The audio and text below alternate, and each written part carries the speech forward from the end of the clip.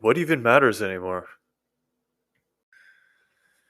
In a simple solution to the internet age, I argue that the advertisement oriented business model of big tech companies, such as Facebook, Google, Twitter, Instagram, etc., incentivizes them to addict you to their services.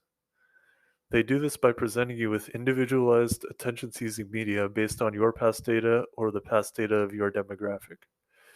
It so happens that what is attention seizing is usually polarizing, us them dichotomizing, and bias confirming. Nevertheless, these sites are a major source of political information and news in general.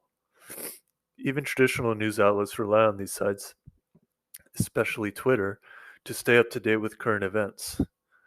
Most of the news that the average person receives, therefore, is either directly or indirectly disseminated by big tech.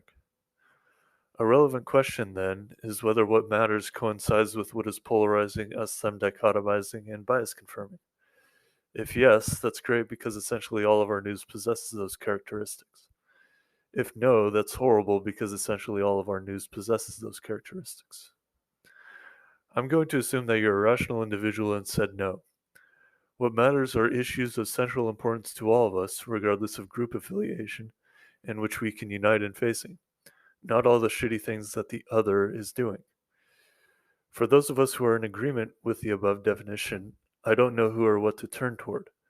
What matters is hard to identify when the information landscape is dominated by what doesn't matter. Furthermore, it's possible for someone to agree with the above definition yet be deluded as to what accords with it because their information stream plays to their biases.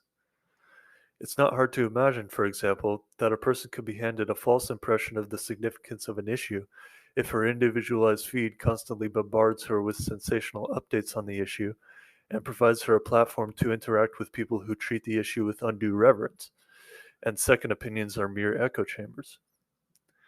My thesis here is that one can't get an accurate impression of what matters if one's source of information is big tech companies or reliant on big tech companies. Now, I actually use these services, hypocritical, I know, but mostly to popularize my blog. I'm extremely wary of the information I receive on these sites and basically discount it. The only information that I trust comes from books that are old yet still relevant.